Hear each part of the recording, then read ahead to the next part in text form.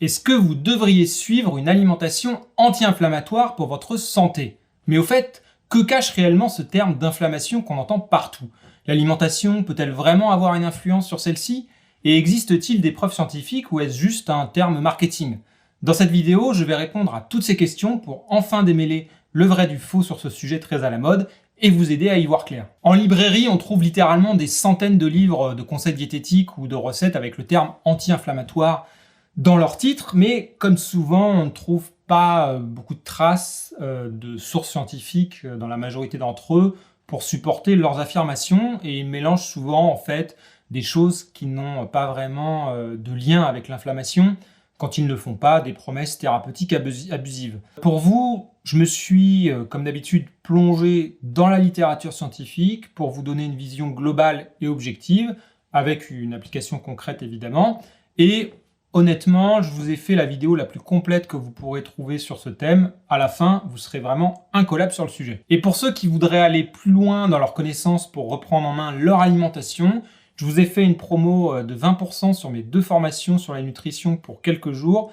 Natura Power pour les sportifs qui veulent faire rimer santé et performance, et Natura Balance pour les autres qui veulent simplement mieux manger ou perdre du poids. Vous aurez accès à une 50aine de vidéos sur le même modèle que mes vidéos YouTube, avec un énorme travail de vulgarisation scientifique sur chaque thématique et les applications pratiques que l'on doit en tirer. Ce sont vraiment les formations pour le grand public les plus complètes qui existent sur le web. Toutes les infos et le code promo sont dans la description. Si vous voulez passer au niveau supérieur dans votre alimentation, profitez-en. Alors, de quoi parle-t-on lorsque l'on fait référence à l'inflammation? L'inflammation est un ensemble de réponses de l'organisme face à une agression externe, comme une brûlure, un agent pathogène ou une agression interne telle que des cellules cancéreuses. Le système immunitaire est au centre de ces réponses, ainsi que les vaisseaux sanguins et tout un ensemble de molécules qui vont jouer le rôle de messagers. L'inflammation, c'est donc un processus tout à fait normal et même indispensable qui va servir à éliminer la cause de l'endommagement des cellules, à nettoyer les tissus abîmés et à lancer leur réparation. Mais il faut distinguer l'inflammation aiguë et l'inflammation chronique. L'inflammation aiguë est celle qui se met en place tout de suite après une blessure ou une exposition à une toxine ou à un pathogène et qui va durer de quelques jours à quelques semaines. L'exemple le plus basique que vous connaissez est celui d'une entorse. Si vous foulez la cheville, vous allez avoir un œdème, un gonflement des tissus, qui permet de mieux acheminer les défenses immunitaires sur la zone. Vous allez également avoir une douleur, une rougeur et une chaleur qui sont aussi les symptômes d'une inflammation. L'inflammation chronique fait, elle, référence à une inflammation généralement de faible intensité, appelée aussi inflammation de bas grade ou de bas niveau, qui peut durer des mois, voire des années. Les cellules du système immunitaire qui rentrent en jeu sont différentes de celles qui interviennent pour l'inflammation aiguë. Ce sont surtout des macrophages, des lymphocytes et des plasmocytes qui interviennent ici. Plusieurs maladies sont associées à une forme d'inflammation chronique, comme nous allons le voir en détail, comme les MICI, les maladies inflammatoires de l'intestin, c'est littéralement dans leur nom, comme la maladie de Crohn. Pour comprendre les méfaits d'une inflammation chronique sur la santé, penchons-nous sur un problème spécifique, les maladies cardiovasculaires, et plus précisément sur l'athérosclérose. Le lien avec cette fameuse inflammation chronique et les raisons pour lesquelles les personnes souffrant d'obésité ont un risque plus élevé de maladies cardiovasculaires est un sujet très étudié et de mieux en mieux compris ces dernières années. En effet, le tissu adipeux est composé de cellules permettant le stockage des graisses dans l'organisme, les fameux adipocytes que vous connaissez tous. Ces mêmes adipocytes produisent des molécules, les adipokines, qui jouent le rôle de messagers et de régulateurs de l'inflammation. Donc plus de masse grasse signifie plus d'adipocytes, donc une plus grande quantité d'adipokines pro-inflammatoires et une baisse d'une autre molécule, l'adiponectine. Le problème est que cette plus grande quantité de molécules pro-inflammatoires et la baisse d'adiponectine, qui elle a justement pour rôle d'augmenter la sensibilité à l'insuline des tissus, sont associées à un risque plus élevé de résistance à l'insuline et de développer un diabète de type 2. Et on sait qu'une hyperglycémie prolongée peut fragiliser la paroi des artères. Et là, on rentre dans toute une série de mécanismes automatiques. Alors, une fois endommagée, une artère va produire des protéines pour attirer des globules blancs qui vont la réparer. Ces cellules du système immunitaire vont elles aussi produire des cytokines, des molécules messagères qui vont inviter d'autres cellules immunitaires à les rejoindre. Dans un contexte normal de bonne santé, tout s'arrêterait là, une fois le tissu réparé. Mais en cas d'inflammation chronique et d'un taux élevé de cholestérol, de triglycérides, etc., une situation qui est justement associée plus souvent au surpoids et à l'obésité, les artères sont endommagées de manière presque continue, ce qui ne leur laisse jamais la possibilité de se réparer complètement. Pendant ce temps-là, les particules de LDL, les molécules transportant le cholestérol du foie vers le reste de l'organisme, continuent de circuler dans le sang, faisant leur travail.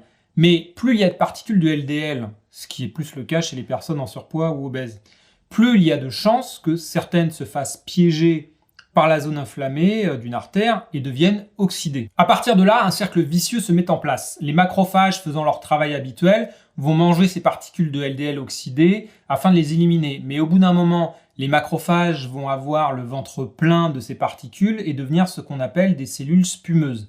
Ces cellules ne peuvent plus fonctionner normalement et vont s'accumuler pour former les fameuses plaques d'athérome qui entraînent l'athérosclérose. Je suis rentré dans les détails un peu techniques, mais retenez juste qu'effectivement, on a là un exemple très parlant de la manière dont l'inflammation chronique peut finir par favoriser une maladie sur le long terme. Baisser l'inflammation chronique pour baisser le facteur de risque des maladies cardiovasculaires fait l'objet de plusieurs travaux de chercheurs ces dernières années. Est-ce que l'inflammation chronique pourrait aussi accélérer le vieillissement ? C'est un sujet d'études récent aussi. On parle d'ailleurs d'inflammaging, c'est la fusion entre les mots anglais inflammation et aging. Il n'existe pas encore de traduction officielle en français. On sait que l'efficacité du système immunitaire acquis adaptatif diminue avec l'âge, ce qui oblige le système immunitaire inné à devenir plus actif en vieillissant. Et c'est justement ce dernier qui est lié à l'inflammation chronique. Cet inflammaging serait un facteur de risque pour les maladies cardiovasculaires, on en a parlé, les maladies rénales, le diabète de type 2, certains cancers, la sarcopénie ou la démence. Alors, autant on comprend bien les mécanismes pour les maladies cardiovasculaires, autant il faut encore des études cliniques pour confirmer si une diminution des marqueurs inflammatoires améliorerait aussi le risque des autres pathologies. Mais l'hypothèse est qu'en vieillissant, il y a une accumulation de molécules venant de cellules mortes ou endommagées et d'organelles et de morceaux de cellules qui ne sont plus correctement et complètement éliminés. Elles sont alors identifiées par le système immunitaire inné comme des corps étrangers, entraînant sa suractivation et favorisant cette fameuse inflammation chronique de bas niveau. Donc des déchets issus de nos propres cellules qui exciteraient en permanence notre système immunitaire, accélérant le vieillissement. Maintenant que l'on a confirmé les liens entre inflammation chronique et santé, quels sont les liens entre inflammation et alimentation ? Alors, pour étudier ces liens entre les risques pour certaines maladies, les marqueurs inflammatoires et l'alimentation, des chercheurs ont créé l'indice inflammatoire alimentaire, ou Dietary Inflammatory Index en anglais. C'est un score permettant d'évaluer une alimentation globale par rapport à un grand nombre de paramètres connus pour diminuer ou augmenter les marqueurs inflammatoires. Les facteurs négatifs qui donnent un mauvais score sont une consommation élevée de calories, de viande rouge, de produits céréaliers raffinés, de sucre, de graisses saturées dans une certaine mesure. Les facteurs positifs sont au contraire les apports en oméga 3, en fibres et en certains micronutriments comme la vitamine C, la vitamine E, le magnésium ou le bêta-carotène. L'utilité d'un tel outil n'est pas de donner un score pour chaque aliment individuel, c'est pas comme l'indice glycémique avec un chiffre pour chaque produit. Il s'agit ici de noter un modèle alimentaire global et de se servir de cet outil pour reprendre des études déjà existantes afin de comparer ce score avec la prévalence de certaines maladies. Les créateurs de ce concept ont fait ce travail de synthèse en 2019. Ils ont remarqué un lien fort entre un score négatif et un risque de maladie cardiovasculaire plus élevé, ce qui confirme les mécanismes cités juste avant. Du côté des cancers, on sait depuis longtemps que des mécanismes inflammatoires rentrent en jeu dans le développement des tumeurs, et même si les mécanismes impliqués sont d'une très grande complexité. Sans oublier qu'il n'y a pas un cancer, mais une multitude de formes de cancer, l'alimentation n'étant d'ailleurs qu'un facteur de risque parmi d'autres. Mais dans un autre papier, les scientifiques notent tout de même un lien plus fort avec le cancer colorectal.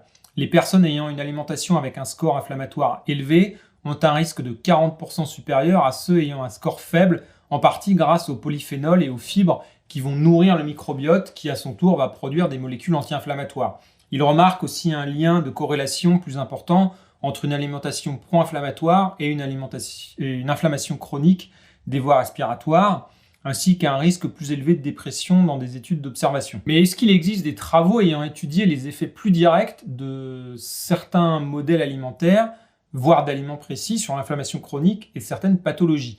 Les personnes ayant par exemple une maladie coronarienne, c'est-à-dire, pour simplifier, les personnes ayant les artères arrivant au cœur bouché, ont des taux de protéines C-réactives, CRP, plus élevés. La CRP est une protéine produite lors d'une inflammation pour aider l'organisme à repérer et éliminer les corps étrangers et les cellules endommagées. C'est pour cela qu'il s'agit d'un bon marqueur biologique de l'inflammation qu'on utilise souvent dans les études pour la mesurer.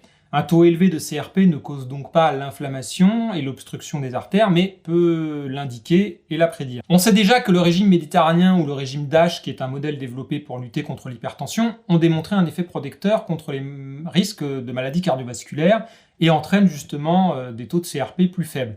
Une des caractéristiques de ces modèles alimentaires est leur richesse en végétaux, fruits et légumes frais, céréales complètes, etc. Je parle des végétaux, mais est-ce que les produits animaux, et en particulier la viande, seraient pro-inflammatoires? Plusieurs travaux ont montré que les effets délétères des protéines animales venaient avant tout des viandes transformées et des produits de glycation, les fameux AGE ou Advanced Glycation End Products, que l'on trouve dans les parties noircies ou caramélisées des viandes cuites à haute température. Et une méta-analyse très récente n'a d'ailleurs pas trouvé d'impact à court terme de la viande rouge en tant que telle sur l'inflammation chez des sujets sains. Surtout que d'autres produits animaux, je pense surtout aux poissons gras, ont des composés luttant contre l'inflammation, comme les oméga 3. Mais il est vrai que les végétaux sont tout de même au cœur de l'assiette anti-inflammatoire.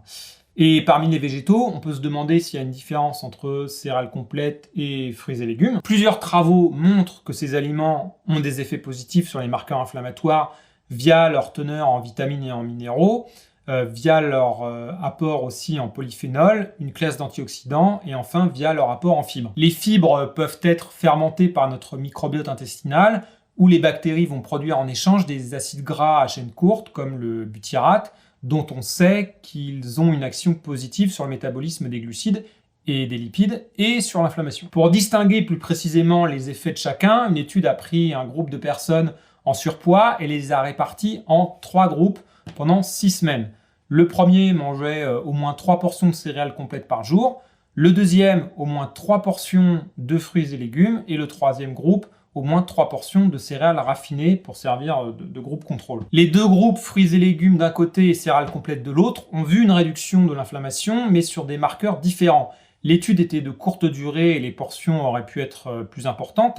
L'effet n'a donc pas eu le temps d'être très important, mais les chercheurs ont aussi observé une plus grande diversité dans le microbiote du groupe fruits et légumes, ce qui n'a rien d'étonnant non plus. Pourquoi? Parce que les fruits et légumes contiennent des polyphénols. Les céréales en contiennent aussi, mais en quantité plus faible. Ces antioxydants sont souvent des pigments qui donnent leur couleur aux aliments. Côté céréales, vous pouvez en trouver par exemple dans les riz naturellement colorés, riz noir, riz rouge, etc. Mais c'est plus rare. Ces polyphénols peuvent agir directement sur les voies métaboliques qui gèrent les réponses inflammatoires, permettant par exemple un meilleur équilibre entre messagers pro et anti-inflammatoires. Elles peuvent aussi limiter l'angiogénèse, qui est la croissance de nouveaux vaisseaux sanguins, qui est un phénomène normal, mais qui peut aussi se retourner contre nous en nourrissant notamment les cellules cancéreuses. Je voudrais revenir un instant sur les oméga 3. Les oméga 3 sont certainement le nutriment le plus souvent cité quand on parle d'alimentation anti-inflammatoire, et plus spécifiquement l'EPA et le DHA, les oméga 3 que l'on trouve principalement dans les poissons gras et qui font partie évidemment du régime méditerranéen traditionnel. Mais cette réputation est-elle justifiée? Pour répondre à cette question, regardons par exemple une étude clinique en double aveugle réalisée en 2016 dans laquelle les participants séparés en 3 groupes ont pris pendant 10 semaines un complément contenant soit 2,7 g de PA, soit 2,7 g de DHA, soit un complément de 3 g d'huile de maïs qui a servi de placebo. Ils ont répété ce cycle de 10 semaines 3 fois afin que chaque groupe ait pris chacun des compléments. Les participants souffraient tous d'obésité et d'inflammation chronique. Résultat, c'est le complément de DHA qui a eu l'effet le plus notable en réduisant significativement les marqueurs inflammatoires et en améliorant le profil lipidique. Évidemment, un aliment ne se résume pas à un ensemble de nutriments, et les poissons gras apportent aussi d'autres bénéfices que les seuls oméga 3. Cela nous permet également de voir que l'effet des protéines animales, dont nous avons parlé juste avant, est à nuancer, comme je le disais, suivant les sources alimentaires. En prenant en compte ces caractéristiques, est-ce qu'il y a un modèle alimentaire que l'on pourrait vraiment appeler anti-inflammatoire?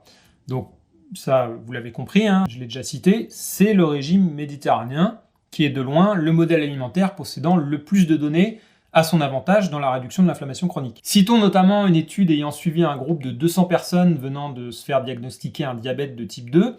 Il s'agit d'un cas intéressant car deux marqueurs biologiques, la protéine C-réactive et l'adiponectine dont on a déjà parlé, sont à la fois des marqueurs de l'inflammation et des facteurs de risque du diabète de type 2. La protéine C-réactive, donc la CRP, plus il y en a, plus le niveau d'inflammation est élevé, et à l'inverse, l'adiponectine, dont j'ai déjà parlé, est une molécule qui augmente la sensibilité à l'insuline et possède une action anti-inflammatoire et dont la production est inhibée par la masse graisseuse viscérale. Dans cette étude, les participants ont suivi soit le régime méditerranéen, soit une alimentation pauvre en gras plus classique. Résultat, après un an, le groupe suivant le régime méditerranéen a vu une réduction beaucoup plus importante de la CRP et une augmentation de plus de 40% du taux d'adiponectine. Ce groupe a aussi eu de meilleurs résultats sur d'autres critères comme le poids ou le tour de taille. La perte de poids améliore en général les marqueurs inflammatoires, ce qui pourrait prêter à confusion, mais d'autres données montrent que le régime méditerranéen a bien des effets spécifiques indépendamment de la perte de poids. Un mot rapide sur un aliment particulier, parce que je sais que vous allez me poser la question, le curcuma. Dans l'imaginaire collectif, c'est l'aliment anti-inflammatoire par excellence. Le problème est que sous forme d'épices, que ce soit en poudre ou même la racine fraîche, le curcuma est très mal absorbé au niveau intestinal, ce qui limite très fortement en fait sa capacité à avoir le moindre effet dans le reste de l'organisme. C'est pour ça que différentes formes de curcumine, qui est la principale molécule active du curcuma, ont été développées ces dernières années pour améliorer cette absorption. Mais là, on rentre dans les compléments. Je vais donc garder ce sujet pour une autre fois. Je vous ferai sûrement une vidéo spécifique sur le curcuma, si vous le voulez, bientôt. En conclusion, il existe bien un vrai lien entre notre alimentation et les mécanismes inflammatoires dans notre organisme, mécanismes qui peuvent ensuite poser différents problèmes de santé sur le long terme.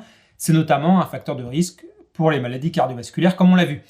Mais attention à ne tout de même pas faire de trop grandes promesses. Il s'agit avant tout de prévention et pas de guérison. Ceux qui promettent de littéralement soigner toutes les maladies, là, bien entendu, vont beaucoup trop loin. Une alimentation permettant de diminuer certains marqueurs de l'inflammation chronique serait donc une alimentation riche en fruits et légumes, incluant des céréales complètes et des légumineuses pour leurs fibres, avec un apport modéré en graisses saturées, un bon apport en oméga 3 via les poissons gras, mais aussi des végétaux comme les noix, une alimentation à dominante végétale sans avoir besoin de nécessairement exclure les produits animaux pour ne pas se priver notamment des poissons gras dont j'ai parlé. Au final, le régime méditerranéen traditionnel est le modèle qui répond parfaitement à tous ces critères, tout en pouvant s'adapter facilement aux besoins de chacun. Dernier point, comme je l'ai dit, les cellules graisseuses produisent des messagers inflammatoires. La meilleure chose que vous puissiez faire pour diminuer l'inflammation chronique si vous êtes en surpoids, c'est évidemment de perdre du poids de manière saine et durable. Et évidemment,